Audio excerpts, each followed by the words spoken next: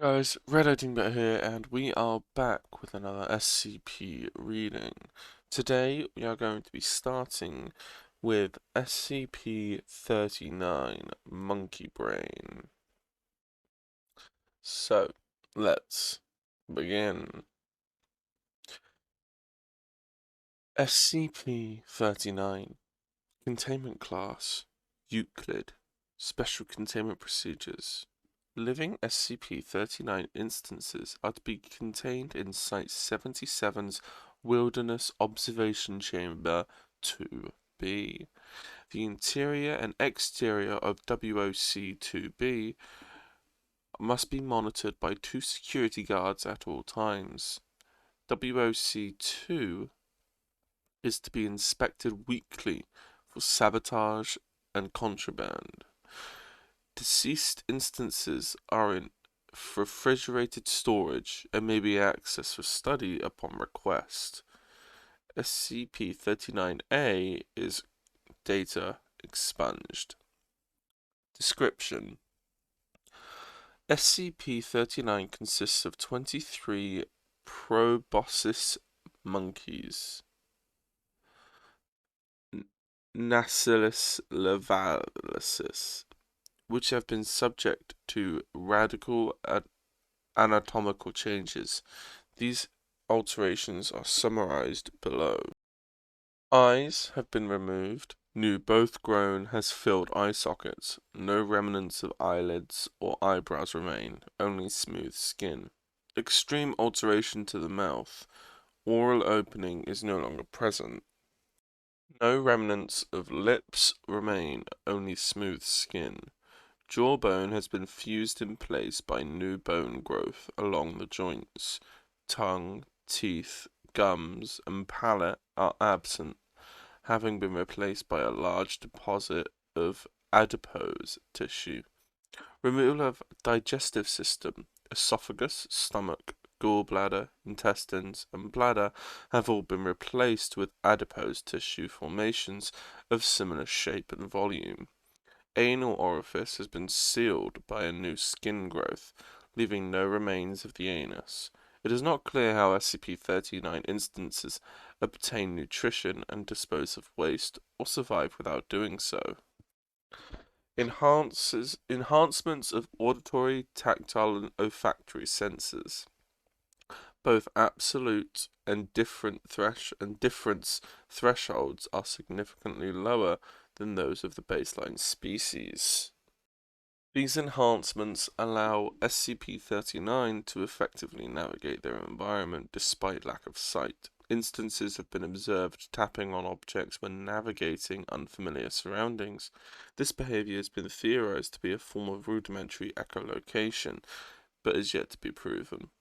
Intelligence enhancements. SCP-39 score considerably higher on all provided cognitive tests than their non-anomalous equivalents.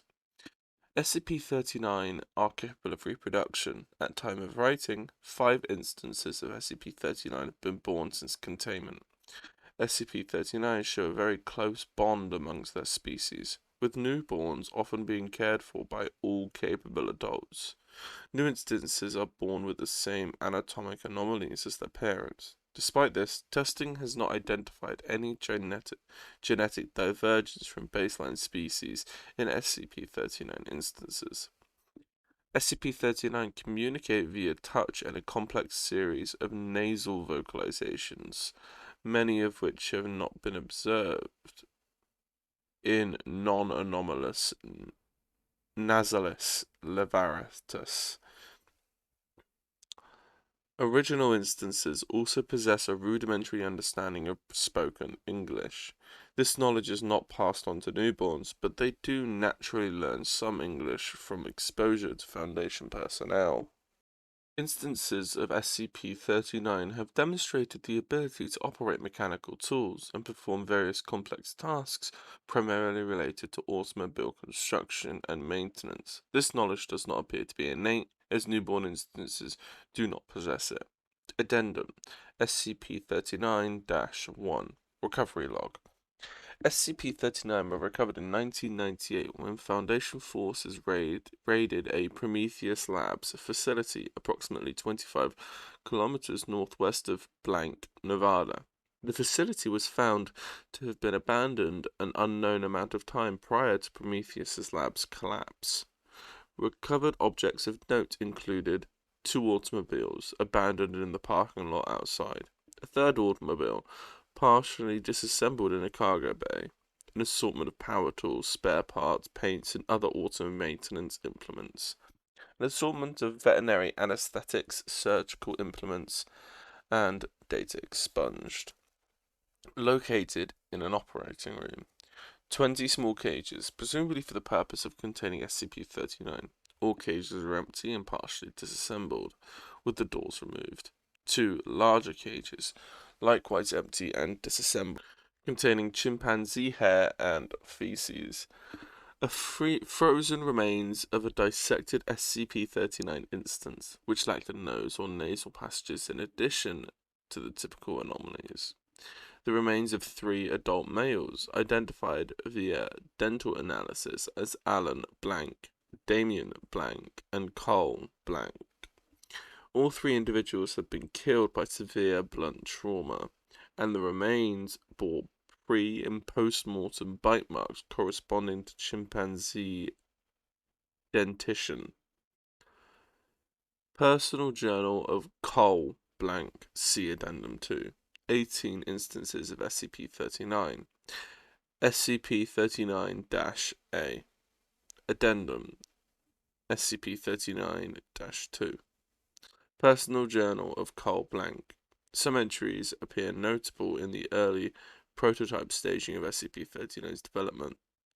These entries are reproduced below, with portions irrelevant to SCP-39 excised for brevity. This is probably unnecessary since Damien's keeping track of all the sciencey stuff, but I need to do something.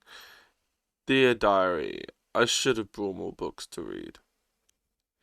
No scientific notes were recovered from the facility. Well, we got the monkeys today. Not the monkeys we wanted, mind you. These are frickin' proboscis monkeys. I asked that Werner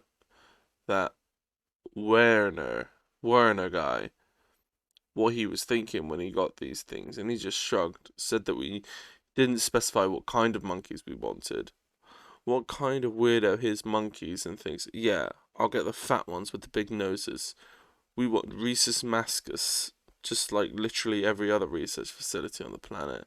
Now we have to refit everything for 20 monkeys that are twice as big as we expected, or I'll stick them in cages that are too small. I wonder how he got these things, but I'm kind of afraid to ask. Dude says he's an actor, but I've never heard of him. Maybe he's in German movies or something with a name like that. Imagine having an exotic animal smuggling as your side job. What a weirdo. Including the deceased instances, only 19 instances of SCP-39 were recovered from the facility.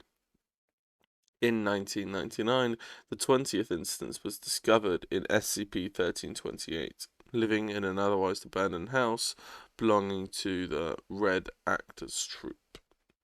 The monkeys are doing fine, passing all the tests way better than they did when they could see.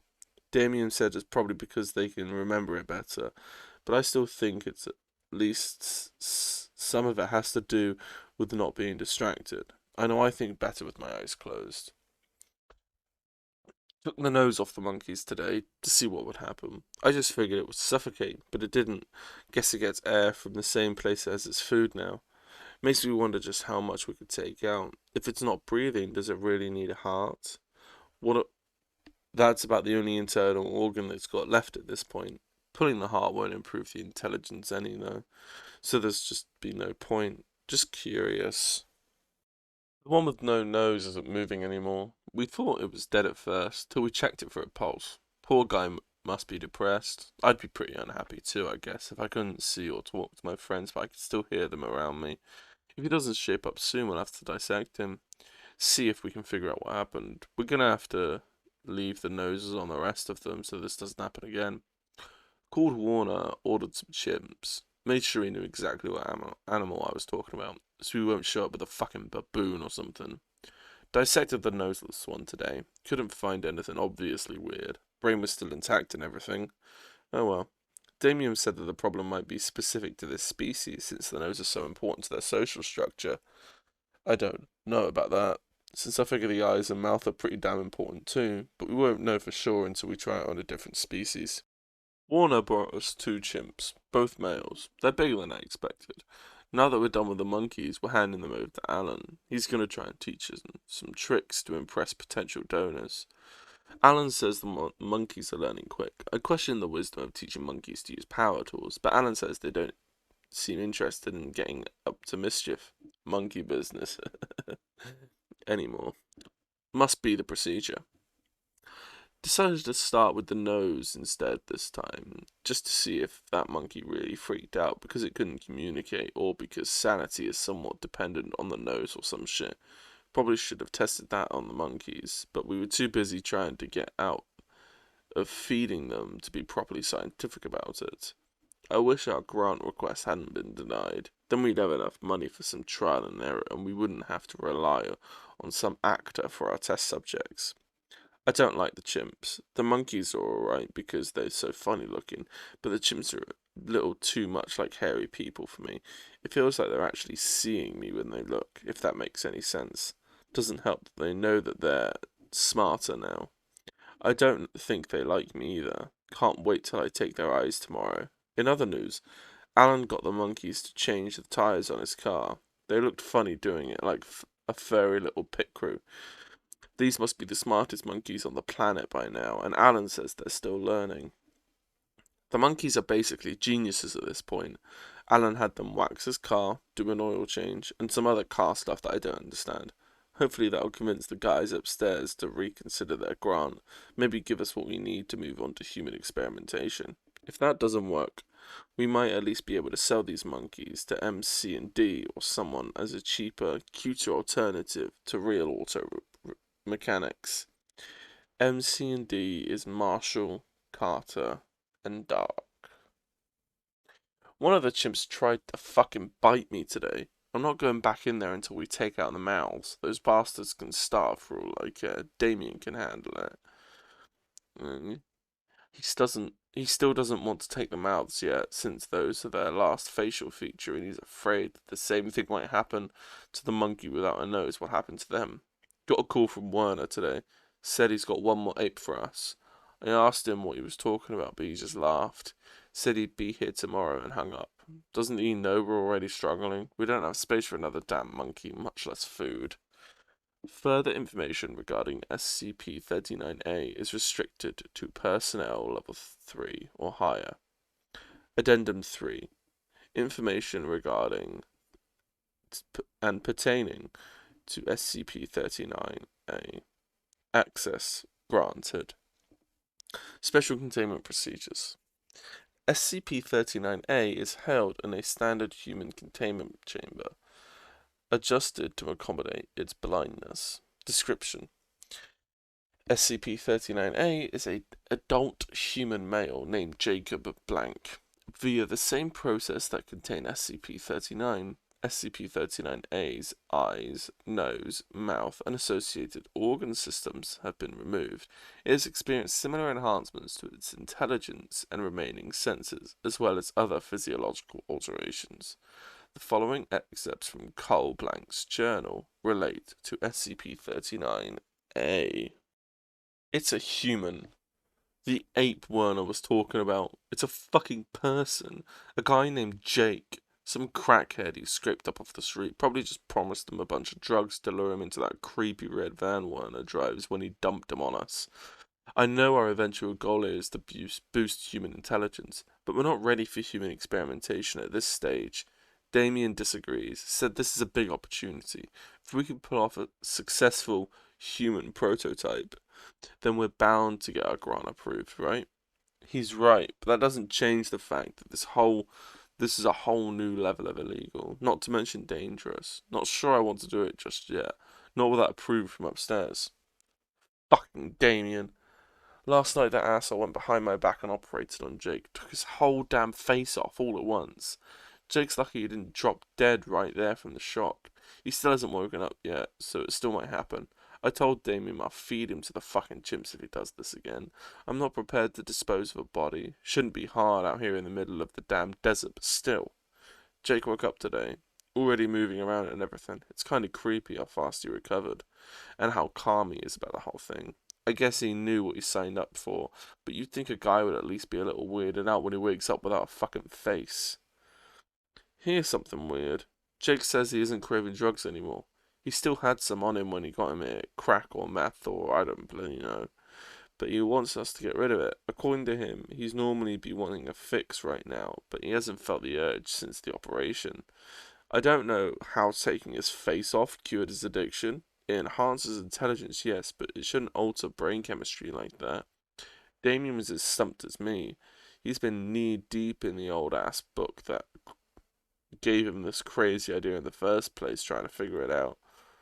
I would offer to take a look at it, but I don't speak Latin. No books matching this description were recovered from the facility. Jake wanted to see the monkeys today, so, despite my better judgment, we took him to Alan. He was training them to build a car engine, and they were doing a great job, believe it or not. But they could tell someone new was in the room. I guess they smelled him. A couple came over, and he squatted down to pet them.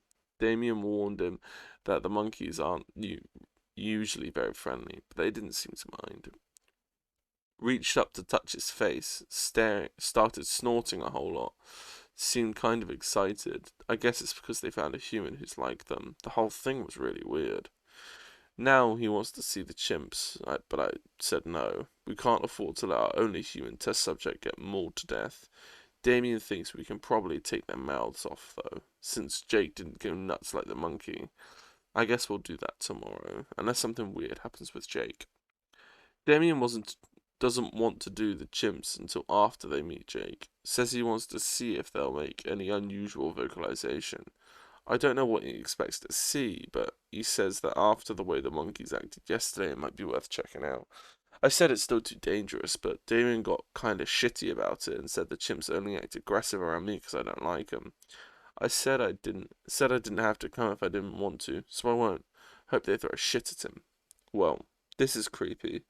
Damien swears that Jake and the chimps actually communicated. They did that same face-touching thing as the monkeys, and then they were hooting and stuff, and he was nodding his head like he understood. Jake said he doesn't know what Damien's talking about, and I'm not sure what to think. It sounds crazy, but then again, so does trusting a guy with no face. I'm starting to think we're in over our heads here. Knew we should have waited for that grant to start human testing. I wish fucking Warner hadn't brought us this guy. Oh, one more thing. Alan's been having the monkeys repaint his car. Starting to think he just did this as an excuse to get his car souped up for free. And one of them snuck off with a couple of tools. Took a while to notice he was gone, but me and Alan tracked the little guy down pretty easy, hanging around outside the chimp pen. Not sure where he left the tools, but we can look for them tomorrow. When MTF Epsilon 6 entered the facility, they discovered SCP-39-A living in what was presumably its quarters, sharing living space with several instances of SCP-39. Initial interactions were complicated by 39A's inability to speak. Once communication in writing was established, it willingly entered custody. Addendum 39-4 Interviews. The following is an interview of 39A conducted by Dr. Lee Roy Carlson. It communicated its answers by typing on a computer. Begin log.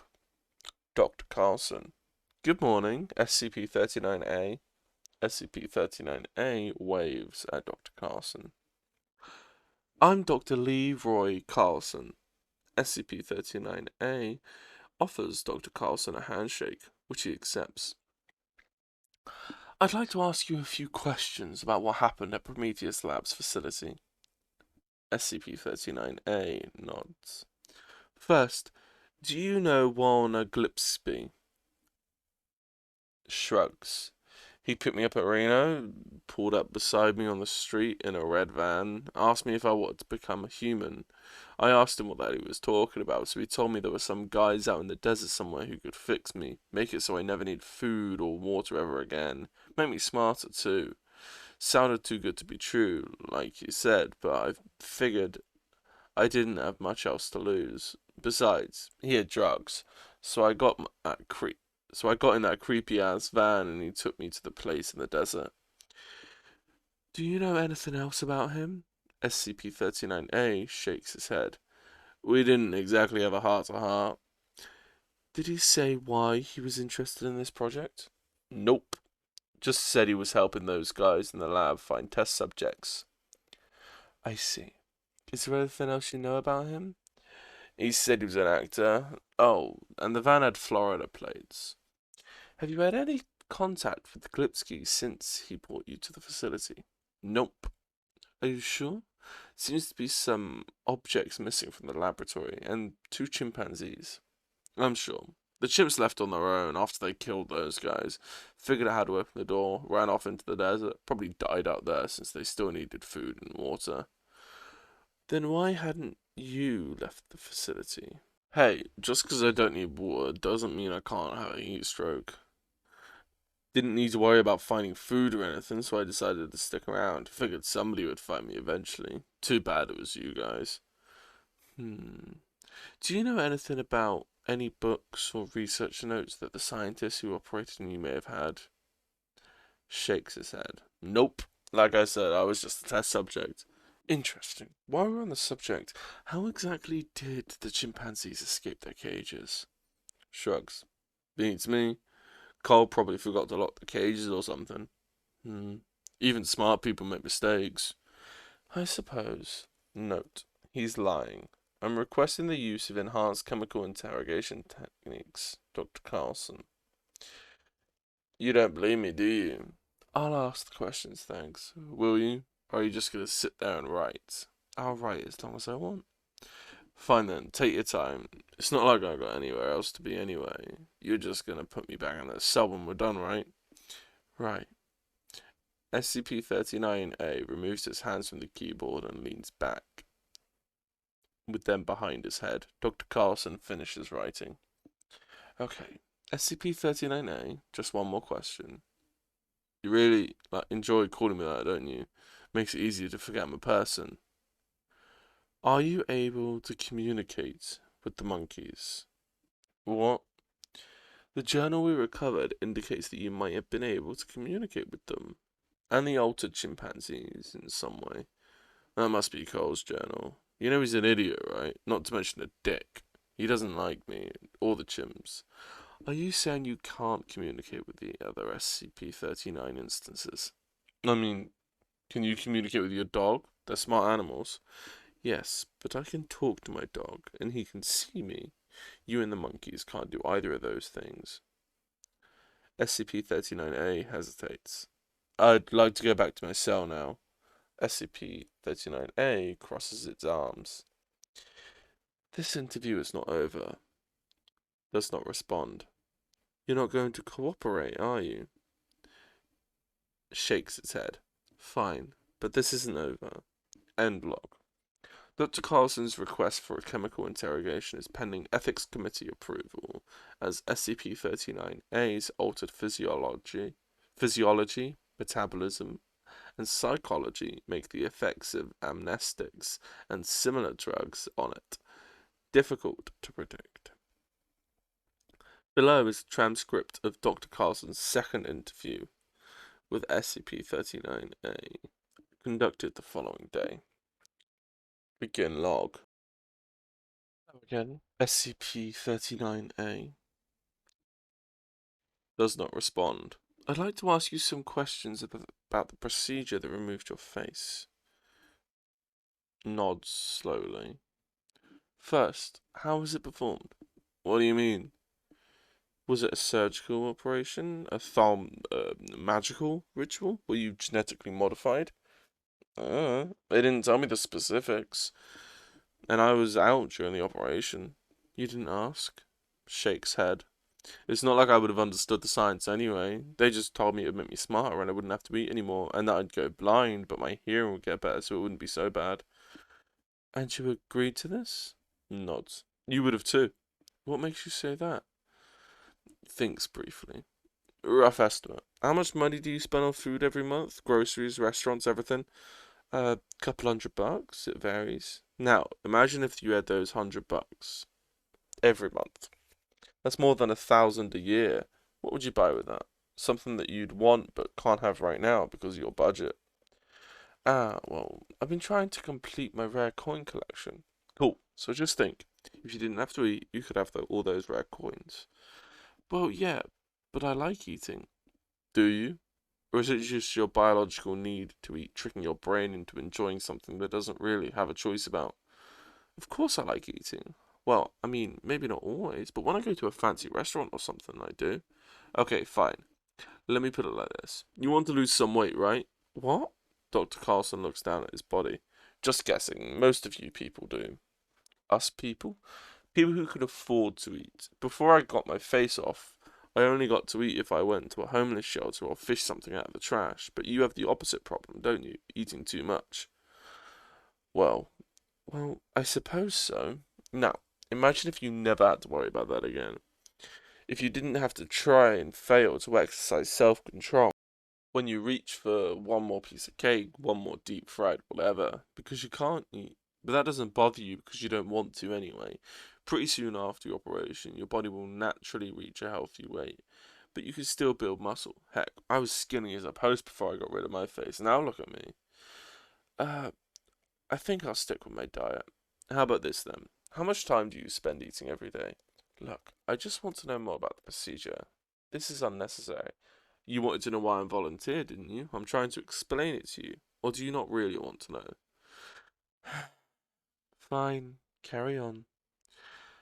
So, how much time do you spend eating? I don't know, maybe an hour total? And how much time do you spend cooking, shopping for food, driving back and forth to the place where you shop, bringing in the groceries, putting them away, or when you go to a restaurant, how much time do you waste deciding where to go, driving there, waiting for your table, ordering, waiting for food, the check, then, after you eat, how much time do you spend shitting every day? How much of your life is wasted sitting on the toilet, wiping your ass, smelling your own shit like an animal? Do you have any idea how much of your short life is wasted fulfilling base biological needs? How much of the stuff you want to do with your life never gets done because you're too busy doing what you have to do? I understand that, but I like my face where it is. SCP-39-A shakes its head slowly. Well, maybe if you were in the shoes that I was in, you'd think differently. From where I was, a face is a small price to pay. I don't guess it matters now, though, since I'm in a box. I'm sorry about that, but surely you can understand what kind of uproar that a man with no face would cause if we just let you wander around in public. SCP-39-A hesitates for several seconds, fingers hovering above the keyboard. Did you have any other questions?